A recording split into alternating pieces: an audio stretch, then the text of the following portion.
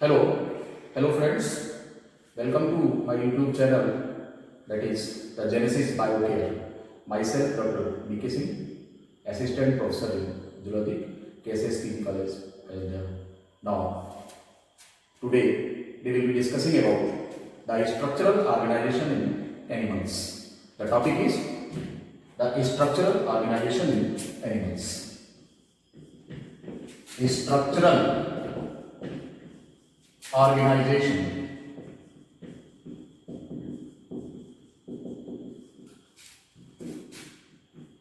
in animals. This will be our topic, the structural organization in animals. What do you mean by structural organization? You know that the basic unit, or you can say the fundamental unit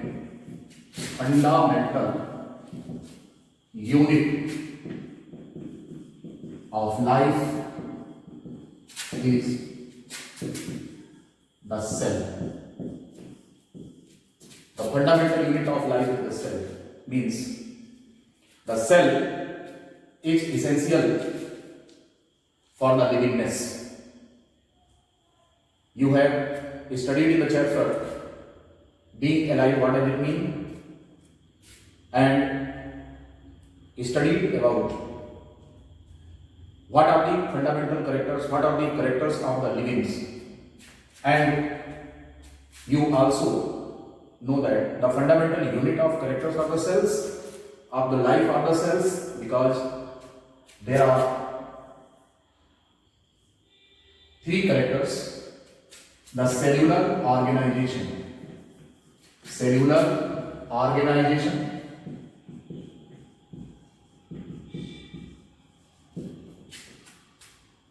second one, that is the metabolism, and the third character is consciousness.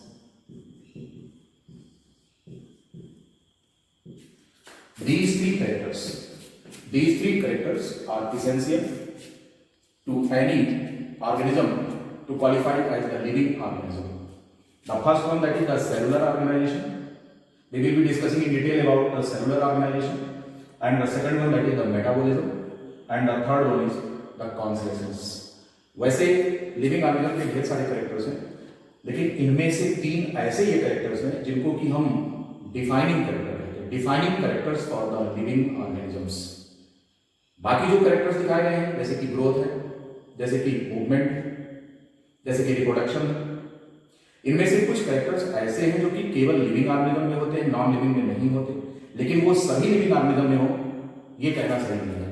Means that is the reproduction. Reproduction is the character of living organisms only. No living organism reproduce, you know. तो reproduction जो है ये सभी living organism का character, essential character नहीं है, लेकिन जब भी होगा तो केवल लिविंग ऑर्गेनिज्म ही रिप्रोड्यूस करेंगे. दूसरा कैरेक्टर जो होता है वो ये है कि लिविंग और नॉन लिविंग दोनों में पाया जाता है, उनको हम डिफाइनिंग कैरेक्टर्स नहीं कहते. तीसरा जो कैरेक्टर होता है वो केवल लिविंग ऑर्गेनिज्म के द्वारा शो होता है और ये इसेंशियल होता है. और ऐसे कैरेक्टर्स को, these characters are known as the defining properties of the living organisms. कौन कौन से हैं? The cellular organization, the second one, that is the metabolism, and the third one, that is the consciousness. We will be discussing about one by one about these structures. Now first of all, come to the structure what is called as the cellular organization. Cell. What do you mean by cell?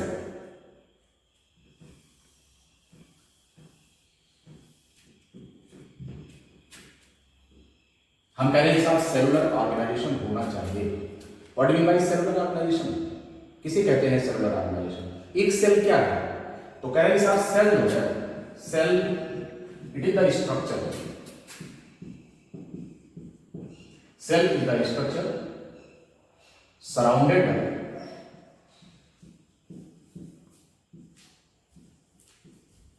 The biological membrane. Biological membrane cell एक ऐसा structure है जो कि biological membrane से घिरा हुआ है, और ये किस चीज को घेर रहा है, जरा ये तो देखें। तो जिसको ये घेर रहा है वो कौन है? द मटेरियल सराउंडेड बाय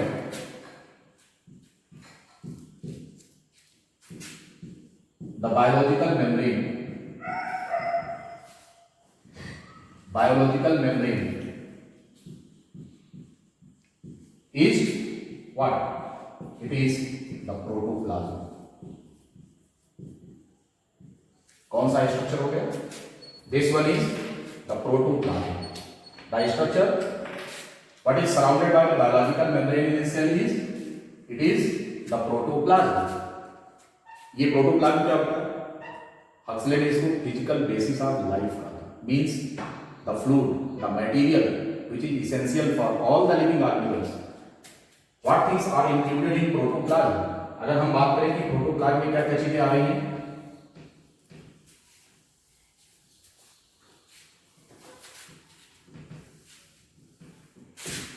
तो protoplasm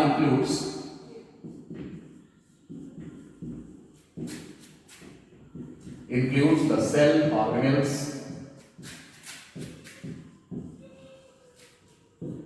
plus biomolecules. Cell organelles और बायोमोलिक्यूल्स, इन दोनों से मिलकर के क्या बन रहा है? That is the protoplasm.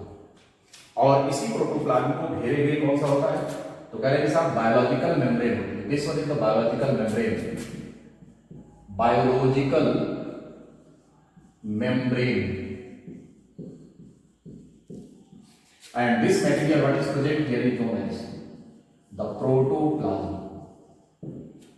The material which is present inside the cells is the protoplasm. Now this structure that is the biological membrane, and here it surrounds the material that is known as protoplasm. मैंने अभी आपको बताया कि protoplasm में दो चीजें होती हैं, एक तो सेल ऑर्गेनेल्स होते हैं और दूसरे बायोमोलिक्यूल्स होते हैं, और ये होता है बायोलॉजिकल मेम्ब्रेन। अब क्वेश्चन ये है कि बायोलॉजिकल मेम्ब्रेन होता क्या है? What is this biological membrane? So this one is the made up of, this biological membrane is made up of proteins and phospholipids. This one is made up of proteins and phospholipids. तो अगर कोई भी membrane protein और phospholipid से मिलकर बनी है तो हम इसको क्या मानेंगे? इसको बायोलॉजिकल मेम्ब्रेन कहेंगे। और ये बायोलॉजिकल मेम्ब्रेन जिस स्ट्रक्चर को घेर रही है हम उसे प्रोटोप्लाज्म कहेंगे। और इस कंप्लीट स्ट्रक्चर को, जिसमें कि बायोलॉजिकल मेम्ब्रेन प्रोटोप्लाज्म को घेर रही है, इस स्ट्रक्चर को हम नाम देते हैं cell. Now this one is the complete cell, यही एक कंप्लीट सेल है। और हमने अभी आपसे फर्स्ट कैरेक्टर जो लिविंग ऑर्गेनिज्म के बारे में बात किया है कि सेलुलर ऑर्गेनाइजेशन एसेंशियल है। तो what do mean by that cellular organization? That complete cellular organization means at least the structure that is surrounded by the biological membrane, and the thing that is surrounded by the biological membrane is the protoplasm. तो protoplasm जिसे biological membrane ने घेरा है, ये पूरा मिलाकर क्या बनता है? एक हमारी सेल बनती है। और यही सेल सभी लिविंग ऑर्गेनिज्म के, आपने सेल थ्योरी पढ़ा होगा। सेल थ्योरी क्या है? तो कह रहे हैं साहब body of every living organism made up of cell. इसलिए ये सेल फंडामेंटल यूनिट है लाइफ की। अब सेल फंडामेंटल यूनिट क्यों? क्योंकि अब हम चलेंगे दूसरे कैरेक्टर पर। किसी भी लिविंग ऑर्गेनिज्म का दूसरा और एसेंशियल कैरेक्टर जो कि उसकी डिफाइनिंग प्रॉपर्टी है वो क्या है? That is the protoplasm, that is the metabolism. The second character that is the metabolism.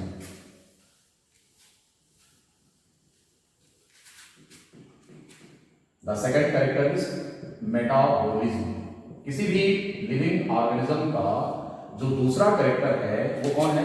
It is the metabolism. What do mean by metabolism? तो कह रहे हैं साहब इट इज द कलेक्शन और you can say the sum total of all the biochemical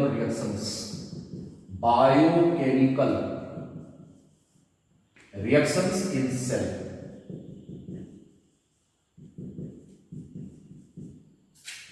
known as metabolism.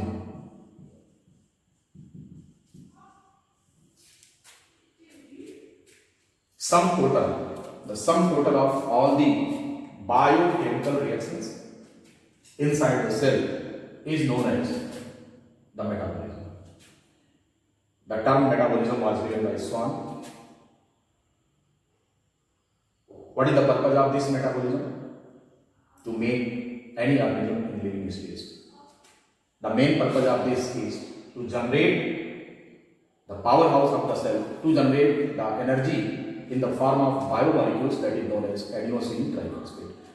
जो energy किसी भी cell के अंदर खर्च हो रही है वो एडेनोसिन ट्राइफॉस्फेट है, और एडेनोसिन ट्राइफॉस्फेट हमारी सेल के अंदर बनता है। जिस मैकेनिज्म से बनता है उसको हम क्या नाम देते हैं?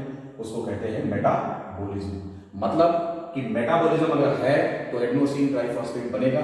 एडेनोसिन ट्राइफॉस्फेट एक ऐसा मॉलिक्यूल है जो कि एनर्जी प्रोवाइड करता है किसी भी सेल में उसको लिविंग स्टेज में मेंटेन करने के लिए। तो हम पहला कैरेक्टर हमने समझ लिया कि सेलुलर ऑर्गेनाइजेशन किसी भी लिविंग ऑर्गेनिज्म की डिफाइनिंग प्रॉपर्टी है। दूसरा कैरेक्टर हमने पढ़ा कि मेटाबॉलिज्म ये इसेंशियल फीचर है, ये डिफाइनिंग प्रॉपर्टी है किसी भी लिविंग ऑर्गेनिज्म की। और इस मेटाबॉलिज्म का इस सेल के साथ सीधा इस रूप में रिलेशनशिप है कि मेटाबॉलिज्म सेल के बाहर नहीं होगी। Metabolism takes place inside the cell, means for metabolic reactions existence of the cell is essential. It is the site, the cell is the site of metabolism. Metabolism का ये point है, ये वो area है जहां पर कि मेटाबॉलिज्म होता है। क्वेश्चन ये है कि क्या किसी सेल फ्री मीडियम में मेटाबॉलिज्म हो सकता है? तो आपको यहां समझना ये है कि metabolism is not a single reaction. Metabolism कोई एक अकेला एक रिएक्शन नहीं है, बल्कि क्या है? Metabolism is not a single reaction, but it is the group of reactions. Means कि एक ये सिंगल रिएक्शन नहीं बल्कि ये नेटवर्क है बायोकेमिकल रिएक्शंस का, और जिसे कि हम पाथवे कहते हैं, metabolic pathway. Now the third character is consciousness.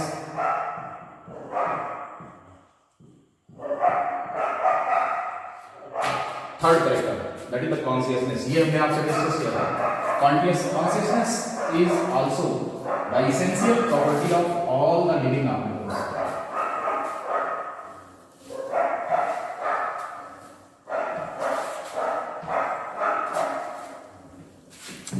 Consciousness is also the essential property. What do you mean by consciousness? Consciousness means any living organism has the ability to receive the stimuli and to interact with this stimulus को प्राप्त करना, और उस stimulus के साथ interact करने की जो टेंडेंसी होती है, जो हमारी एबिलिटी है, that is known as consciousness. Not only in the case of animals, but this property is also found in plants. Plants show the deficiency of minerals, deficiency of water, deficiency of hormones. So we can say that the plants also have the consciousness. Every living organism, दुनिया का प्रत्येक जीव उसके पास consciousness होती है। वो अपने environment के खिलाफ इंटरेक्ट करने की एबिलिटी रखता है, योग्यता रखता है। तो इस तरीके से अब तक हम लोगों ने ये तीन प्रॉपर्टी जान लिया है। इनमें से पहली प्रॉपर्टी कौन सी है? That is the cell, cellular organization. दूसरी प्रॉपर्टी हमने कौन सी पढ़ी? मेटाबॉलिज्म। तीसरी प्रॉपर्टी कौन सी पढ़ी? करेंस ऑफ कॉन्शियसनेस। ये तीन प्रॉपर्टी हम डिस्कशन ये कर रहे हैं कि किसी भी लिविंग ऑर्गेनिज्म को लिविंग होने के लिए उसमें कौन कौन से कैरेक्टर्स होने चाहिए। तो लिविंग होने के लिए उसमें जो कैरेक्टर्स होने चाहिए उनमें से पहला है कि एटलीस्ट केवल एक सेल। लेकिन इस दुनिया में ढेर सारे ऑर्गेनिज्म ऐसे हैं जो कि एक ही सेल के नहीं बल्कि मोर देन वन सेल है। बस यहीं से स्टार्ट हो जाती है ग्रुपिंग, जिसको हम नाम क्या देते हैं? ऑर्गेनाइजेशन। तो we will be discussing about in this segment, we will study about what kind of organization found in animals. We are not going to study about the plants, but in animals what kind of organization you will see. तो आइए और हम देखें कि कौन कौन से level का ऑर्गेनाइजेशन एनिमल्स में होता है। सबसे पहले लेवल का जो ऑर्गेनाइजेशन है, very primitive type of organization animal is that is protoplasmic grade. Protoplasmic grade, this it is found in, किसमें होता है? फाउंड इन यूनिसेल्यूलर एनिमल्स, ये कौन है? These animals are protozoans. These animals are protozoan animals, जहां पर कि शरीर केवल एक ही सेल से मिलकर बना है। This single cell of amoeba, what kind of organization it has here? You can see here it is the organization of biomolecules. यहां पर किस चीज की ग्रुपिंग है? Grouping of biomolecules. तो जिसे हम ऑर्गेनाइजेशन या ग्रुपिंग की बात कर रहे हैं, तो किन चीजों की ग्रुपिंग है यहां पर? यहां पर ग्रुपिंग है organization of biomolecules and cell organelles.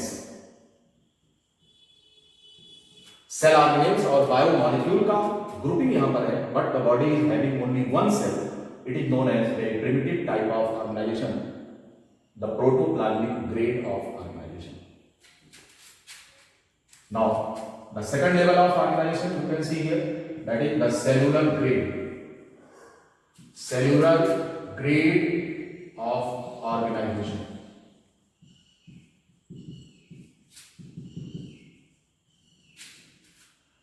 cellular grade of organization, this type of organization found in animals of porifera, animals of phylum porifera। This type of organization is found among the animals of phylum Porifera.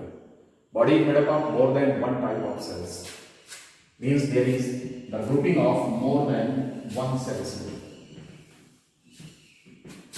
Grouping of more than one cells. This one. More than one cells. What kind of organization you will see here? तो कह रहे हैं साहब, organisation यहाँ पर कोशिकाओं के समूह का है। इसी को हम क्या बोलेंगे? Cell grouping। But these cells do not interact with each other। इनके कोशिकाओं के बीच में किसी भी प्रकार का इंटरेक्शन नहीं है। इनमें इंडिविजुअलिटी है फंक्शन में, ये अलग अलग तरीके से काम करती है। Every cell has its different function. Function 1, this cell has function 2, function 2, this cell has function 3, function 4, means these cells have their own functions, because इन कोशिकाओं के बीच में किसी भी प्रकार का इंटरेक्शन नहीं होता।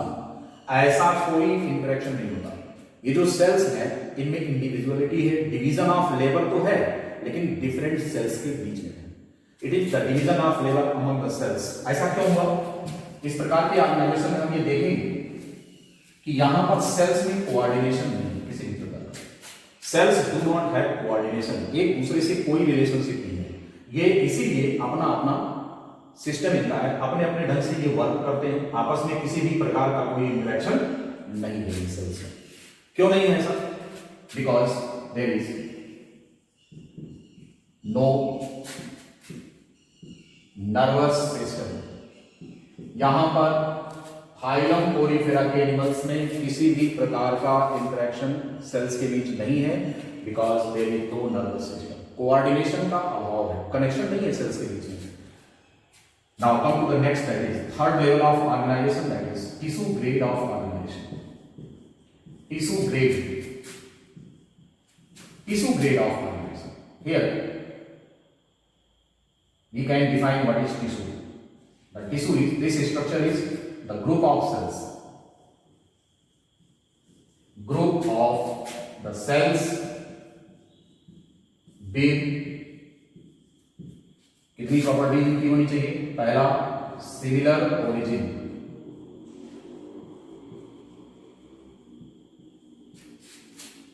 Sales must have their similar origin, genetic stock उनका सेम होना चाहिए।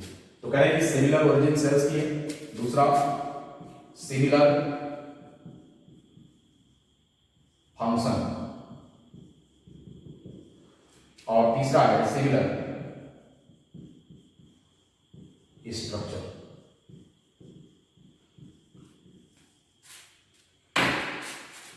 ऐसी सेल्स का ग्रुप जो कि ओरिजिन में सिमिलर हो, फंक्शन में सिमिलर हो और इनके स्ट्रक्चर सिमिलर हो, उन्हें हम क्या कहेंगे? और क्या होना चाहिए?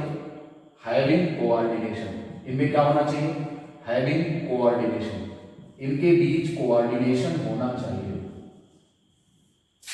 they must have coordination, means the group of these cells with similar origin, with similar function and similar structure, और ये तीनों चीजें तभी संभव है, एक साथ ही तभी काम करेंगे जब इनमें क्या होगा, कोऑर्डिनेशन होगा। यस, कोऑर्डिनेशन इसलिए है क्योंकि ये जो सिस्टम है, नर्वस सिस्टम, ये इनमें ओरिजिनेट हो चुका था सिलिंड्रेट्स में। You know that nervous system originates first of all in the animals of this phylum, that is ciliates। सबसे पहले नर्वस सिस्टम की ओरिजिन किस फाइलम में हुई, in the case of animals of phylum ciliates। therefore there is the group of cells, cells का group है, और इन sales के बीच में कैसा इंटरेक्शन है, इन सेल्स के बीच में इंटरेक्शन है, वो कैसा इंटरेक्शन है, तो करेक्ट साहब इनमें फिजिकल कांटेक्ट है, इन सेल्स के बीच में कैसा फिजिकल कांटेक्ट है,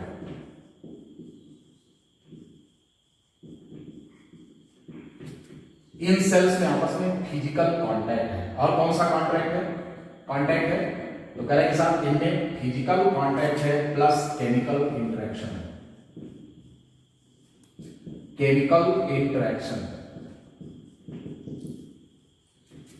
ये दो चीजें हैं। The group of cells that are similar in origin, similar in function, similar in structure, having the coordination, what kind of coordination, two type, means physical interaction as well as chemical interaction। so now the cells of, you know that the cells of a tissue have physical and chemical contraction, chemical contact, chemical interaction, physical as well as chemical interaction, ये दोनों इनमें है, आपस में interaction है, तो फिर ये एक टिश्यू है। और इस प्रकार का जो कोऑर्डिनेशन इनमें है सेल्स में, अगर एस्टैब्लिश होता है तो फिर ये कंप्रोमाइज करेंगे, all the cells of a tissue compromise to perform the common duty. एक ही प्रकार के फंक्शन ये सारी सेल्स करती हैं, और इसलिए कर पाती हैं क्योंकि इनमें फिजिकल और केमिकल इंटरेक्शन इन सेल्स के बीच में सिग्नलिंग है, एक दूसरे को कम्युनिकेट करती हैं, एक दूसरे के रिक्वायरमेंट को कंप्रोमाइज करती हैं, इसलिए ये कॉमन फंक्शन डिस्चार्ज करती हैं। अब जब टर्म टिश्यू आ गया है, इसके ऊपर का ऑर्गेनाइजेशन क्या होता है, तो कहते हैं साहब जो फोर्थ ग्रेड का ऑर्गेनाइजेशन होता है, that is the group of different tissues, group of different tissues constitute the structure what is known as organs।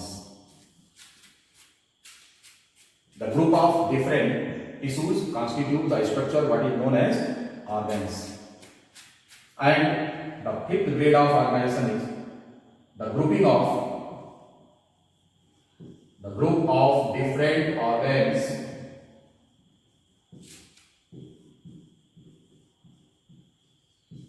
constitute organ system। इस तरह से इतने टाइप का ऑर्गेनाइजेशन एनिमल्स में होता है। पहला हमने आपको बताया प्रोटोप्लाज्मिक ग्रेड ऑफ ऑर्गेनाइजेशन, जहां पर डिवीजन ऑफ लेवल नहीं है, एक ही सेल के अंदर बायोमॉलिक्यूल्स का इंटरेक्शन है। दूसरा हमने आपको बताया सेलुलर ग्रेड ऑफ ऑर्गेनाइजेशन, जहां पर डिफरेंट टाइप की जो सेल्स हैं, ये सभी सेल्स मिल करके बॉडी का निर्माण तो करती हैं, लेकिन फंक्शन इनके अलग अलग होते हैं, इनमें किसी भी प्रकार का कोऑर्डिनेशन नहीं होता है क्योंकि इनमें नर्वस सिस्टम नहीं है। तीसरा जो हमने आपको बताया टिश्यू ग्रेड ऑफ ऑर्गेनाइजेशन, ये एनिमल्स में डेवलप हुआ फाइलम सिलेंड्रेटा में सबसे पहले, तो फाइलम सिलेंड्रेट्स में और टेनोफोर्स में इसी प्रकार का ऑर्गेनाइजेशन टिश्यू ग्रेड का होता है। नर्वस सिस्टम की ओरिजिन सबसे पहले इन्हीं में हुई। फिर इसके बाद हम बात करते हैं, हाँ यहाँ पे हमने आपको बताया कि इंटरेक्शन जो सेल्स के बीच में होता है वो फिजिकल और केमिकल दो तरीके का इंटरेक्शन होता है। फिर हमने आपसे बात किया कि कई प्रकार के टिश्यू मिलकर के एक ऑर्गेन बनाते हैं, इसको हम organ system of organisation, organ grade of organisation कहते हैं। और ऑर्गेन ग्रेड ऑफ ऑर्गेनाइजेशन पाया जाता है प्लैटीहेल्मिन्थ्स में। जब हम यहाँ से आगे बढ़ते हैं, प्लेटिहेल्मिन्थ से आगे जब चलेंगे, तो फिर ग्रुपिंग ऑफ ऑर्गेन्स होता है and you will see the existence of organs system level of organisation. हम इस चैप्टर में डिस्कशन करने वाले हैं कि हमारे बॉडी में यानी कि एनिमल्स में कितने प्रकार का, किस लेवल का ऑर्गेनाइजेशन होता है। तो टिश्यूज भी होते हैं। If you consider yourself means human being and other cardiac animals, there is organisation to form the tissue and tissues form the organ, organs form organ system, और ये ऑर्गन सिस्टम मिलकर organism का निर्माण करते हैं। हमें ये देखना है कि हमारी बॉडी में कितने प्रकार के टिश्यूज हैं। इनकी हिस्ट्री से संबंधित अगर हम बात करें कि tissue, the study of tissue is known as histology. The study of tissue is known as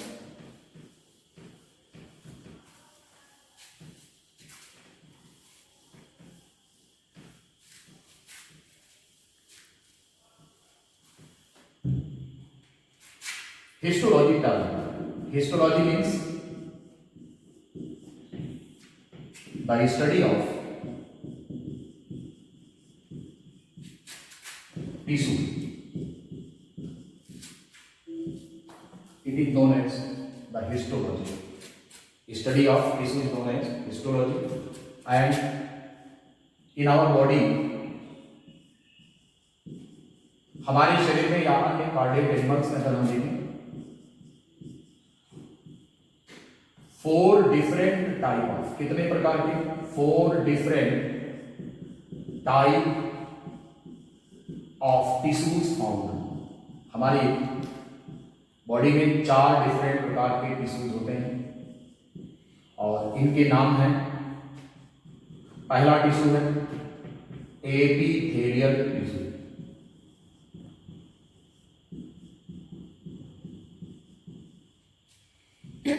दूसरा टिश्यू है कनेक्टिव टिश्यू,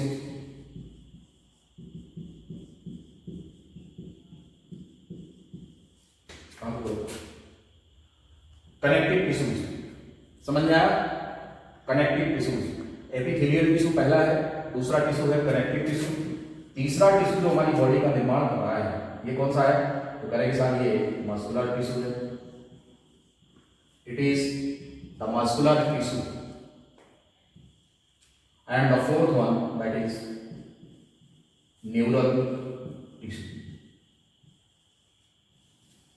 इस तरह से हमारे पूरे शरीर का निर्माण करने के लिए केवल 4 प्रकार के टिश्यूज होते हैं। इनमें से अगर हम देखें तो epithelial tissue, this constitutes approx the 10% of the body weight. This constitutes approx 10%. Connective tissue constitute approx 30% of our body. Muscular tissues constitute about 50%, and the nervous tissues constitute 10% of our body. इस तरह से अगर इनके proportion की हम बात करें तो हमारे पूरे शरीर का निर्माण एपिथेलियल टिश्यू से है, कनेक्टिव टिश्यू से है, मस्कुलर टिश्यू से है और न्यूरल टिश्यू से है। एपिथेलियल टिश्यू का परसेंटेज हमारी बॉडी में लगभग 10% है। उसके बाद कनेक्टिव टिश्यूज की अगर हम बात करें तो ये 30% है, मस्कुलर टिश्यूज की अगर हम बात करें तो दीज आर 50% और न्यूरल टिश्यू की अगर हम बात करें तो these are 10% in our body. इस तरह से ये 4 डिफरेंट प्रकार के टिश्यू मिल करके हमारे शरीर का निर्माण करते हैं। अगले सेगमेंट में हम आपसे डिस्कशन करेंगे एपिथेलियल टिश्यू के बारे में, एक एक करके अलग अलग टिश्यूज के बारे में डिस्कशन करेंगे। The first one will be the epithelial tissue. We will be discussing about the epithelial tissues in our next lecture. Thank you.